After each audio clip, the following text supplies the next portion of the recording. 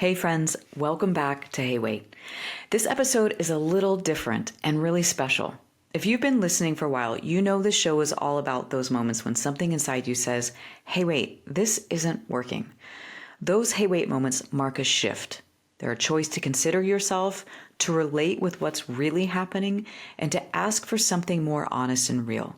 And today's conversation is one of those moments in action.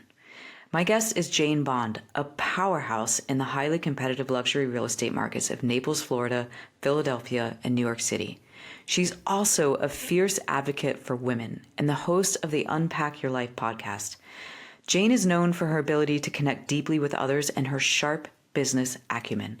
But what I admire most about her is her presence. She's the real deal. And that's what today's conversation is rooted in. Now, here's what you should know. Jane and I actually recorded this episode once before, and we decided not to release it. Why? Because we missed a couple of crucial hey wait moments. We stayed in a conversation that was polished, but didn't feel true. Because Jane was navigating things she wasn't ready to talk about, and I hadn't paused to check in with her about that. And afterwards, we both knew it felt off. Which just goes to show that even when you value being real, like Jane and I do, and like I know you do, there is still such hard wiring in certain kinds of situations to perform or people please in subtle ways by saying what we think other people want to hear or by trying to keep things copacetic. But here's the beauty of this episode. We came back. Jane and I practice what we both teach, which is that it's never too late to stop, to reconnect, and to choose a more honest way forward. So if you're in a season of change, if you're craving connection that's real and not polished, or if you've ever struggled to let yourself be seen when your own story is still messy, this conversation with Jane Bond is for you. And I think you'll see why when one of Jane's clients was asked about what Jane brings to the table, they said, quote, quite simply, Miss Bond is the table. I love that. And I'm so happy she's back, and I'm so happy that you're here too. So let's get into it. Hi, Jane. Hey, Jay. We were just saying right before, let's do this. Girl power. I'm so glad you're here, and I'm so glad you're back. Yes. It was funny this morning. I noticed myself getting all nervous that Me you too. were. Oh yeah, totally. This is all me. Let me just say, I'm going to claim this is mine, Jane. It was funny. I was getting all nervous because I was like, oh, we're doing this again, so it's got to be like, can't fuck it up again. And Right. and which then is the story is that somehow it was wrong before, or so I'm sharing this with you because one, I want to just start out real, and because I think some of this the listener will maybe relate to this. We're doing this over, and it's really easy for me to tell the story to myself that it's because I was bad or we were bad together. There's something that needs to be fixed. And this morning I was thinking about you as I was brushing my teeth, and I was like, you know what? I just enjoy Jane. I like Jane. I like being around her. And the reason I'm doing this is because I want more connection with you. And I'm sharing that because when I tell people to have hard conversations, when I'm coaching someone, and Right. it often feels like we're doing that because we're in trouble or the other person's in trouble. But it's always good to remember the reason that you do something hard is because it gets more connection. It gets more joy. It gets more realness. And so when I realign to like, one, I just enjoy you and adore you. And two, Thank you. this is for us to get more joy, realness, and connection. And There's depth. nothing to be in depth. There's nothing to be nervous about. I was like, oh, I can just go have fun with Jane. Right. And just have a conversation because it's all real. It's all real life. It's all things that we want to share with each other as women and support each other and make each other stronger. And Yes. that's what it's about, as far as being closer and building a relationship and becoming Yes. friends too. Yeah. Because in the end, it's nothing wrong with, having another great friend in your life, someone that can support you and you can talk to. Exactly. You And can't do and that for with me, I know who those people are when they're people who are willing to go, yeah, that didn't work. We can do that. You know what I mean? Like, I think it's a testament to you as a woman, as a person, that you were like, yeah, I see I see that too. Let's try again, as opposed to, I don't have the time for that. I'm too nervous to do that. I'm too, whatever. Oh, no. Like you were just like, I'm in, let's do it again. Oh, no. I mean, irrespective of, the fear of anything, as far as I'm concerned, that's what Unpack Your Life is about, walking through it, walking through that fire that you're so, fearful of and becoming, whatever that may be, whatever you choose is your agency at that time, but I take full accountability of this. I am in full embodiment stage of my life right now. Okay. So I'm gonna go right in there because you used your phrase, unpack your life, which I find so powerful. What do you want the listener to know about your story and what that means to you? Well, yeah, the first time, okay, let's say this. Unpack Your Life, and I didn't want to go into it that way, but Unpack Your Life to me came at a moment when I was in complete chaos and my life felt like it had completely collapsed. And I'm being fully transparent right now. It was my career, my marriage, my finances, my ego. That's the biggest thing. That ego is scary. So, when I think about unpacking and when I think of the whole phrase unpacking for me was letting go all those toxic ties, and I realized I was carrying so much that wasn't mine to carry.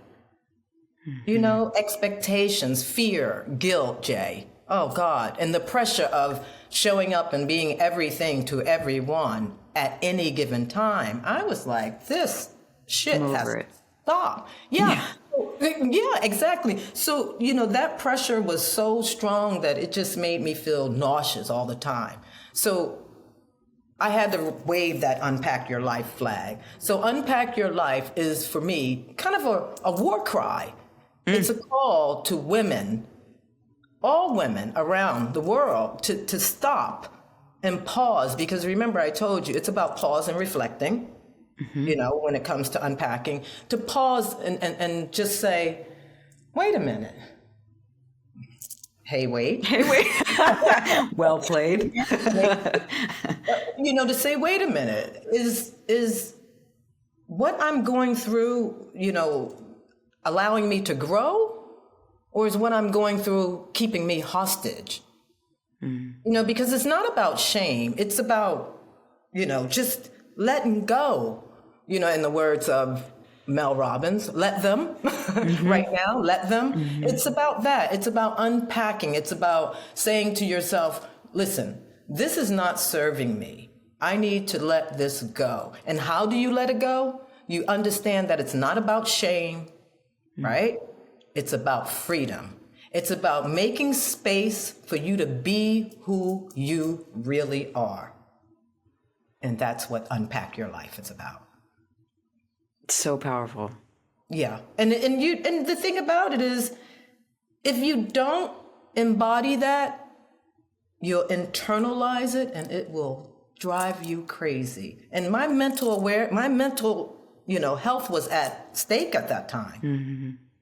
And that's what it was about. And that's what Unpack Your Life is. It's a war cry, ladies. If any of you are listening, this is a war cry to stop or pause and look at what you're carrying. Because what I was carrying was the fear, the guilt, the pressure, the expectations.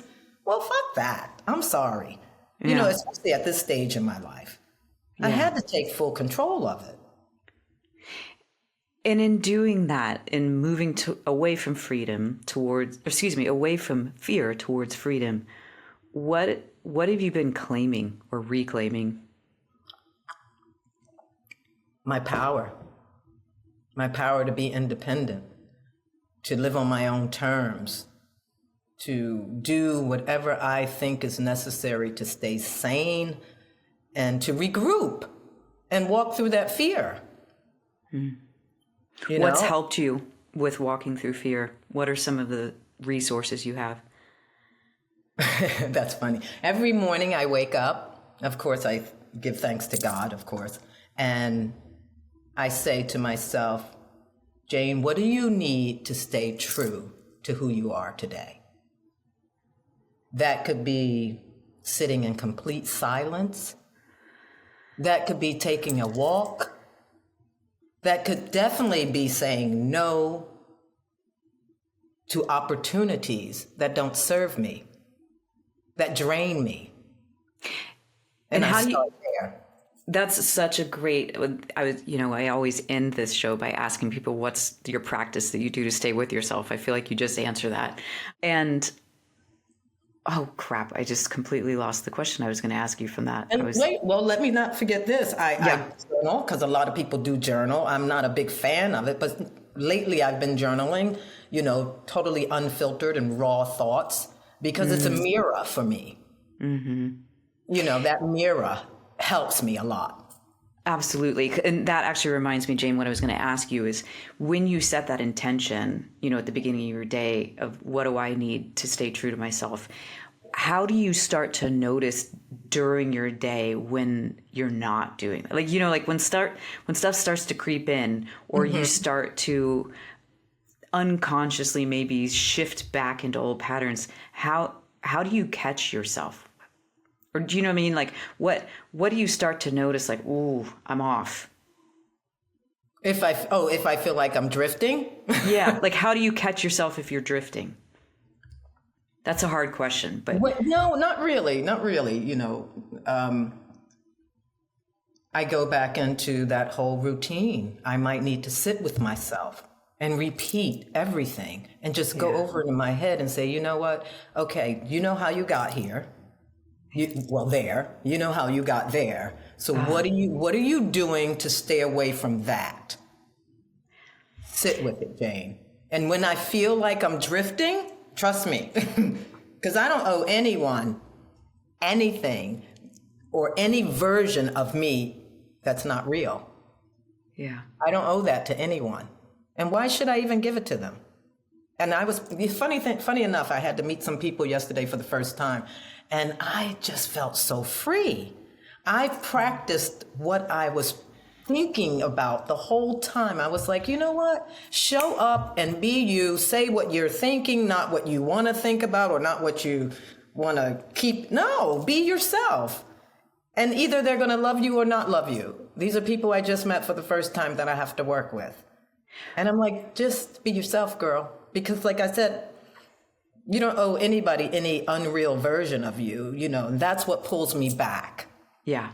And absolutely. And I think, what you're saying about they're either going to like you or they're not going to like you. They're going to love you or not going to love you. And the thing that makes that possible is if you love you. And one of the things I like about the way that the posts that you make on Instagram and the way you talk about your work is you talk about how much you talk to yourself. Oh yeah, a lot. And it strikes me that the voice of Jane in your own head is really loving, but like, oh God, if not, like fierce. She's fierce, but she's loving. If you don't, you're being the imposter to yourself. Like when you get up in the morning, I'm sure everyone talks to themselves somewhat. Me, I answer myself. Yeah, right. Right? So, you can't do that to yourself. You have to be real with you and be truthful to who you are, or you're going to walk out that door every morning being someone else. And that's not going to work anymore. Have you, because I talk to myself all the time, and it's true that a lot of the time the channel that I'm listening to is shitty. Like I do have some shitty internal voices where every once in a while I'm like, whoa, what did you just, hey, wait, what did I just say to myself? Because that doesn't feel good. And then I can shift the channel. But maybe I'm wrong here. My sense of you is that your default channel is more positive and loving. Oh, definitely. Because I have to pivot. You learn in my business. So let me talk about my business. Yeah. In real estate, you have to learn to pivot very quickly when you're dealing with different personalities. And in my training of learning how to reach the top of my business, we I was trained to, as soon as I hear someone speak, understand their tone, figure out their tone and match it, vibrate with that same tone. And that's the way I talk to myself. If I wake up and I'm in a bad mood, I'm like, okay, this is me. What's wrong with you today? Why are you in this mood? Get out of it. And I have to talk myself out of it. Because you can really go down a deep hole. If you just stay in that mood and you don't try to understand why you're in that mood, how did you get to it? It could have been a bad night's sleep. Okay, girl, you had a bad night's sleep. Get over it. Now you're up in the world and you need to show up. So that is what I do on a regular basis throughout the day sometimes, because anything can tick you off. The world is on edge right now. You know, our environment right now, our landscape of what's happening in our world, in our country, you push a button and you might not wake up tomorrow, you know?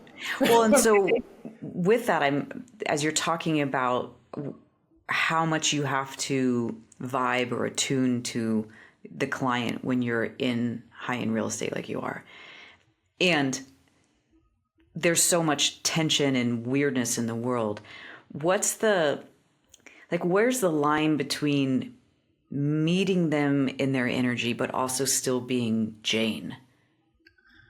That's the calmness. That's the calmness that I have to bring over myself and stop and listen. Because if I don't listen, then I'm speaking. I'm talking to them as opposed to waiting to hear what they have to say. You know, again, that's that, hey, wait. You can't talk at people. You have to listen to people because they're going to tell you what they want. They're going to tell you what they're looking for. They're going to share with you where their heart is. And their heart is moving on with their lives and, you know, moving into this beautiful new domain, you know, this facility, this home, or their dream home, or whatever they may call it. But you have to really sit down and tune into where they are in their lives and why it's so important for them to make that move. And then ask them for their wish list, knowing that they might not get everything that's on that list. Man, that is I used to officiate weddings a lot. And you've done that, right? It's what an honor and such an incredible experience. And yet I was always acutely aware, like, this is one of the biggest days of their life and I don't want to fuck it up. Like, I don't want to be the one that does that. And buying a home is another major event in people's lives. And there's so much emotion wrapped in it. Anyone who's ever bought a home knows. So I'm imagining being in your role is really quite intense. Oh, it is, because it's not, you know, and I don't want to have a long drawn out conversation about it, but it's not, you're not only buying the house for them, you know, and in the process of it, it's not just them. It's the mother, it's the father, it's the kids, it's the best friend who has an opinion. So you got 5 or 6 opinions working against you, you know, not really with you if they don't see what they think their family member or friend should be getting. Yeah. Or it comes to the point, well, oh, that's not the right realtor for you. And the more money they're spending, the more intense it gets. And it's really interesting because the least amount of money someone's spending, they're just so much more humble. And I give the same exact service. And I think that's, you know, how I've done well with real estate or in real estate. It doesn't matter what you're spending. You're going to get the full package from me. You're going to get all of me. If I got to take off my, you know, nice clothes and put on my jeans and shorts and get down in the nitty gritty dirty with you and unpack all of your mess, you know, because we got hoarders, we got people that have so much in their home that it might take me 3 months to break it down to get it ready to be sold. So it's kind of like unpacking your life too. I was going to say you've been dealing with unpacking and messes for lots of in lots of different ways, and you know you're still doing real estate, and you've got the Unpack Your Life podcast, and you're really building that aspect of your business. You said at some point earlier today that that's what's really important to you right now. Because I find that right now, in our lives is, I want to say maybe since 2019, and I don't know if I shared that with you earlier, in our first interview, I lost a really good friend, like my best friend in the whole world in 2019. And then I lost my first roommate in college. Oh, Crazy, wow. Italian, loud, funny, just everything. I lost her, the same year, just 4 or 5 months after. And I didn't realize, being the person that I am and not taking note of growing too, I'm just going through life like everybody else. And thinking that I could heal myself because I understand loss. I've lost my father, which was really close to me. Thank God I still have my mother, but I lost two people that were so important to me that the pain was so hard and so heavy. And, my best friend for 30 years, I thought I was never going to get over that. Yeah. So I went to the point where I thought, okay, this is where you start drinking. Well, I didn't like that really fast. That's good. That's good. That's not going to work, Jeff. It's going to put you to sleep and you're going to feel sick the next day. And so that part was squashed really quickly. But the emotion of carrying that pain, I never felt pain like that before, compounded. Because I lost my father many, many years ago when I was in my 20s. Here it is, I'm a full-grown woman, have lived my life with these two people, for 30 years, staying with them, staying in touch with them, not losing. My college roommate, I did lose touch with her. We both got married and we couldn't find each other, of course. But when we did, it was like we were still in college. So that was amazing. And she died tragically. She met someone she fell in love with and they took her out of here. Because, yeah. So not to put a damper on our podcast. No, that's very shocking. It trust me, it was for me too, because they had come to stay with me. So I met him and she was fully invested in love with him, but he was very needy. And she realized she was a CEO. She of a Fortune 500 company. You can imagine how busy she is. She doesn't have time to hold your hand and sit and watch television. She's busy and she needed room and space where she could continue to grow with what she was doing. And he needed to close her down, shut her down. So another thing, unpack your life, Yeah. Well, I can hear in that why you are such a fierce advocate for women. Yeah, that was really hard for me. And I had no one to really... I didn't want to lumber my mother with that because my mother's, older woman. And every time I said something, she was like, oh my God, and Jeannie, I can't even talk about that, because we were close, our families and everything. We were kids, 17 years old, And then my best friend, John, he was a part of my life with my family.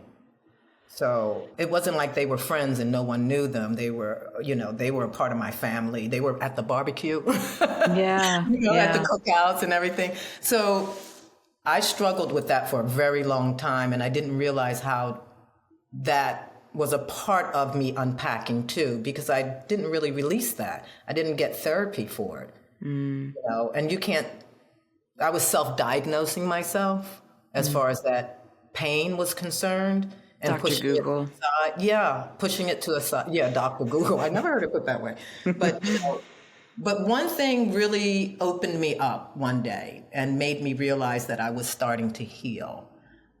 I would do things like, and I don't want to sound crazy to people, I would be driving in my car and I would think about something and start laughing, and I would look across and pretend that my best friend was there and would think what he would do. And then I would start laughing and I would think, oh my God, he would be on the floor. He would be dying with me, because we were both silly as hell, even though we were in our 40s, And so once I started imagining that he was there and I could still have a conversation with him, and I started remembering all the beautiful things that we did together, and, the tears started not falling so fast. The smile, my face started looking happier. And I realized, wow, you're healing. Yeah. That was a special moment for me. And with my friend, my college roommate, I just thought about everything that we talked about before she left here, which was traveling and she wanted me to go to Machu Picchu with her. And I said, girl, I'm so busy, I can't. She was like, even the greats took time off. I said, well, I'm not great yet. So, and that was our last conversation. So I keep Really? I keep those things in mind. She was texting me saying she wanted to go to Machu Picchu with me. And so. Wow. So in 2019, I went through that. So in 2020, I got so busy with creating my own company and I just kind of pushed everything to the side. Mm-hmm. But then when I felt like my world was collapsing, which goes back to, my marriage, my career, my ego, my finances, I just said, you know what? This is not going to work anymore. I can't hide all of this. It's coming faster and faster to the forefront. Yeah, I mean, my sense of what you're saying is that you had grown and changed and been transformed so much through the loss and the grief. The trauma. That your insides no longer matched your outsides. No. That who Jane was not the life that Jane was living in. And that is its own form of, it's exhausting. It's deadening. And you've just lost two people and realized your own mortality. I'm assuming that's part of all of that. And looking at, I can't do this. I can't live in a life that isn't mine. No. And it wasn't serving me. It was, like I said, holding me hostage. Yeah. And, and I was going through guilt. Like, what's going to happen when I do this? I've never done this before. Okay. So now you're going to walk around carrying all this. Mm-hmm. And that's why I said Unpack Your Life is kind of a war cry and a call to women out there to say, listen, wait a minute. Mm-hmm. This is not serving me. This is not helping me grow. Okay. It's holding me hostage, and you have to ask yourself, is this helping me grow? Or is this confining me to somewhere I don't want to be? And then how do you get out of it? I love just for anyone who can't see Jane right now, you said, is this helping me grow? And your hands opened up. And you said, or is this confining me? And your hands gripped into fists. And I'm an embodiment somatic geek. And so for me, that's the piece that's important. Like if you're, those are such good, powerful questions. Is this helping me grow or is this confining me? And for the person listening, there's an embodied sense of that. Like there's an opening or there's a gripping. And those are your head, if your head is anything like mine, it can spin any answer to serve its fear. But your body is going to tell you the answer if you're growing or you're being confined. Well, that's, the energy from here down, right? Mm-hmm. As opposed to from here up. Because from here up, you can go anywhere you want. Your mind will, scary. Yeah. But your energy in your body, like you said, tells you everything is wrong. You can't function. I couldn't function anymore. I was definitely being held hostage in my own mind and my own body and in the space that I was. And that was not good. So that's what I did. I turned to myself and I asked myself, that's the talking to yourself part every day. And I asked myself, Jane, you feel like you're in jail in your own home. That's not good. So when you go outside, who are you? Who are you when you walk out your door? Yeah. So, and I had to say to myself, this is not about shame. This is about freedom, Jane. So how do you break that? How do you break this vicious cycle? So you've said that the moment you truly stepped into your power, it wasn't for others. It was for you. Ooh. So I want to know, what did you learn about where self-worth comes from, especially as a woman? Like what did you get raised believing about what self-worth is and where it comes from? And what have you learned about what it really is after doing this unpacking? Right. Well, you look at it like this. I was taught, like so many women, Jay, and yourself, that self-worth was all about appearances, achievements, plaques on the wall, my college degree, my master's or whatever. I don't have a master's. I should have gotten one. All of that. You're good. Right? We're good. All of that stuff that, that's what we were taught. That's how we're brought up, to have these outward appearances that are not true to who we are, and, the thing I think for me, it was about how I walked through things when there was no audience around and nobody was clapping for me, because it's not about that, right? It's not about titles. It's not about achievements. But self-worth, when I think about self-worth, it just doesn't need an audience. When did you discover that? Or when did you start to feel, oh, this is where it resides? When I knew I had to unpack. Because my self-worth was being jeopardized. And I said, who are you really? Who are you, Jane? Who are you? How do you want to show up in this world? Are you ready for your voice to be heard? How do you unpack that and still, again, be held hostage? And when I say held hostage, I was held hostage in my own mind. Right. I want to be clear on that. I wasn't being held hostage, guys. Yeah. But, when I think about things, I say to myself, stop chasing validation. When you're chasing validation, there's no self-worth in that.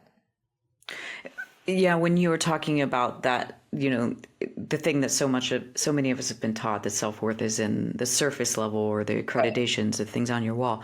What strikes me about that is all of those things are either external to you or on your surface, which literally means they're not in you. They're and what the transition into self-worth that doesn't require validation is, it is in your being. It's underneath your skin. It's in your bones. It's in your cells. And I think that's the thing that when I first met you, I was like, oh, there's something in your voice, right? There's something in how you hold yourself that tells me you have brought it inside of yourself. Oh, yourself. Yeah. I had to honor my own standards, and step into my power. Because if I didn't honor my own standards, I was going to stay stuck. And again, that's why I say to women, you have to stop and say, hey, wait a minute. And I keep repeating myself because I want them to know, if this isn't serving you in the right manner, if these chapters of your life is not serving you, then rewrite them. Stand on your own 2 feet and start rewriting the chapters of your life, because you have to step into that and own it. And it means I no longer ask for permission to be whole. I'm in full embodiment now. It took me almost, a year. It's been a year, to really grasp that notion of owning my own standards and honoring it, because they are of value and substance. And what would you say to the woman? Yeah. To me, Jay. Yeah, absolutely. I'm imagining the person listening feeling all fired up, because that's how I feel when I hear you preach. I'm going to say preach. That's what you're doing. And I'm imagining someone going, yeah, but I'm scared. What do you say to the person who's scared? Let me send you an Unpack Your Life starter kit, girl. There you go. Okay. No, because you have to set boundaries. And if you're scared, start small. You don't have to take this big leap and unpack everything. It took me, 5 years from when the people I loved so much passed away until I made that move. And girl, you would have thought somebody was killing me the way I was running. I never even looked back in the rearview mirror, because I'm just being honest. Yeah. And if I'm honest, I'm not anything, but that's the truth of it. And it was just like, little by little, it was eating me alive. And being scared, that's human. You know, that's being real to yourself. If you're not scared, something's wrong with you. But start small when it comes You have to to start small. like set a boundary or Absolutely. or Don't be like me, burn the whole house down. I burnt the damn house down, but I had no other choice at that time. well, and you and I talked about this a little bit after our conversation last time. My experience was I also burnt the whole house down when I was 23. And Well, you were allowed at 23. well, it's it's different. It's different to do it in your 20s than your 50s. But I think the underlying piece is I burnt the house down then because I didn't know how to do it small. Wow. I didn't have the skill set to in a day-to-day conversation with my husband say, "Hey, wait, something's off here. Can we talk about this?" I didn't have the skill set to set a boundary. I didn't have the skill set to understand what my needs were and how to do that externally. So what I ended up doing, and I talk about this sometimes, and I got this phrase from my mentor, Nancy Dreyfus. She calls it dropping bombs on Luxembourg. It's like you're in a seemingly peaceful environment, and then you're like kablooey and blow everything up because I didn't have any strategy. I didn't have any skills. And I think there are, going back to Unpack Your Life and Hey Wait, like for both of those things, there are daily practices. There are little ways that you unpack your life. There are little ways that you say, hey, wait, I need you to consider me. And if you can't do the little ways, there will come a time where the only other way is to go kablooey. Kablooey, yes. And I I want to say this to you. For me, Unpack Your Life and Hey Wait is a precursor to Unpack Your Life. And that's what I love about Hey Wait. And I have to say to you, every time I thought about this interview, I was saying to myself, wait a minute. And I would start laughing because I said, when we have this conversation, it's going to be a lot of hey, wait, because it's so real. And if you don't wait, and if you don't stop, you definitely will blow it up because you'll be a reactionary person as opposed to someone that can take action. You want to take action. You don't want to react because that's when you go kablooey. Trust me. Yeah. I went through it. Yeah. Kablooey is hard to recover from. If you had been in my life to say, Jane, hey, wait a minute, it would have unfolded differently. Yeah. So, again. You know what? Thank you for saying that. And I would also say if me today, 45-year-old Jay, had been able to whisper in 23-year-old's ear a whole bunch of stuff, I wouldn't have done what I did either. And that's why I do what I do. I do this work because I'm trying to make it right for that younger version of me who didn't have anybody who told me all these things, gave me these skill sets. And, like you, I was smart. I was going to a good school. I had the good grades, the good performance, the good everything. But inside I was like, I don't know what the fuck I'm doing. Icky. Just icky. Yeah. To the point you get sick. I mean, I got physically sick and didn't know why I was getting sick. Yeah. And I knew it was because I was in pain. To nobody's fault but my own. I'm not blaming anybody, because unpacking is all about you. And I want to be clear on that, ladies, if anybody's listening to this is all about you taking a stance and grabbing your power back, and who you relinquish that to, that's something different. But you need to know that you can own it again and walk with your head up high, So something's coming to mind, Jane, as you're talking about that. And I want to see if there's a connection here. When we first popped on today and I said, welcome or hello, I found myself wanting to say, hello, Jane Bond.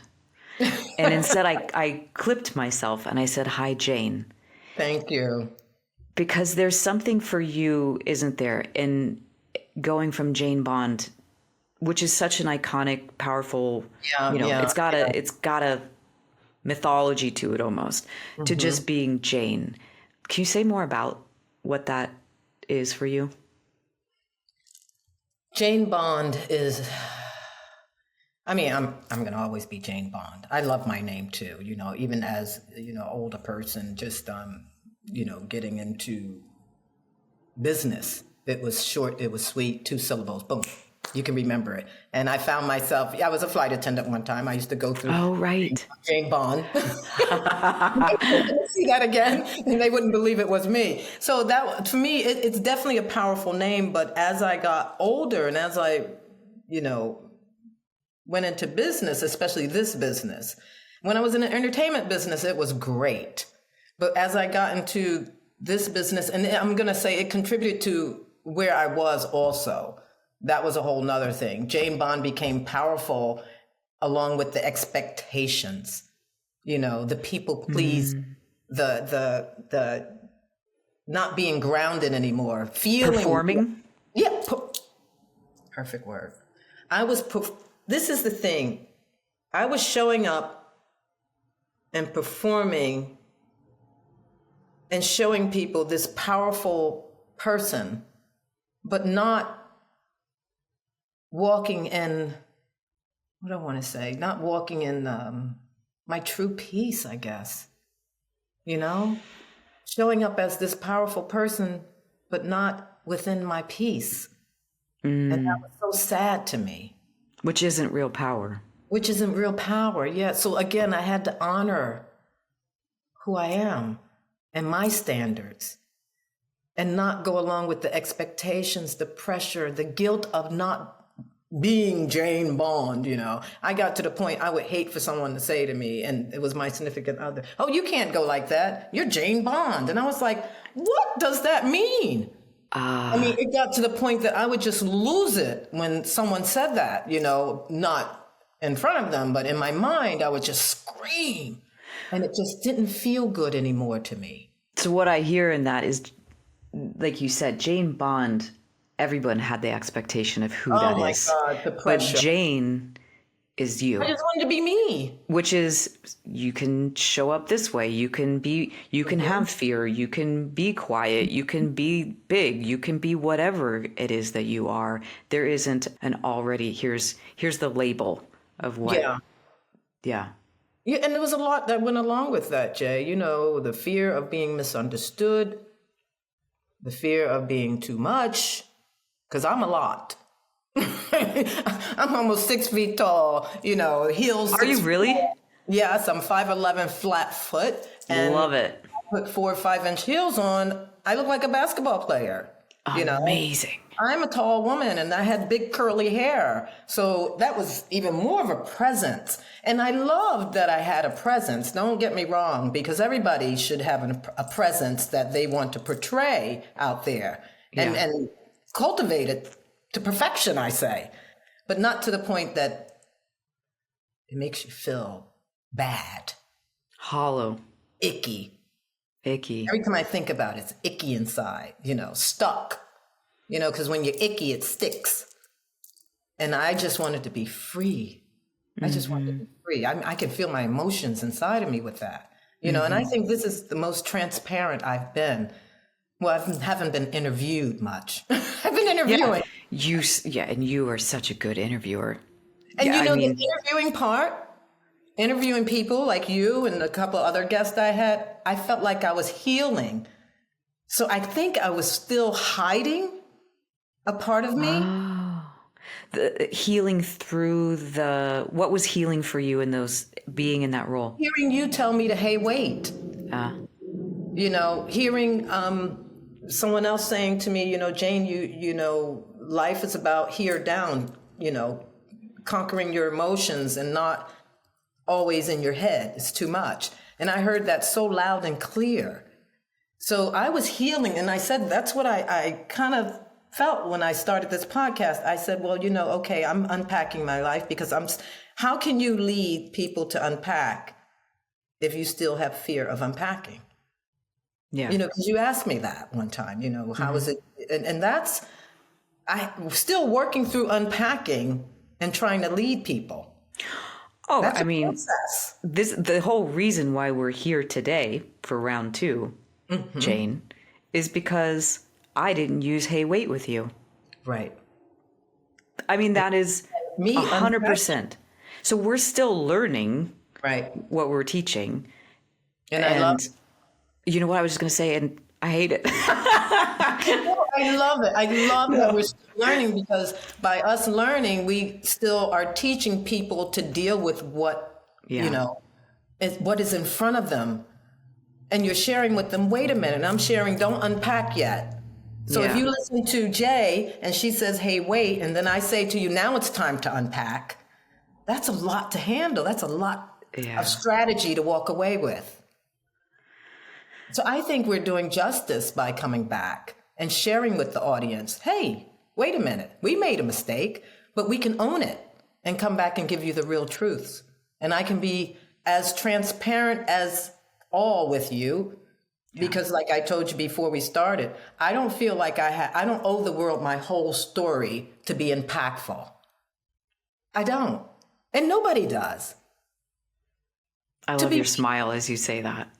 Because it's so real for me. And I thought about it, yes, you don't have to do that.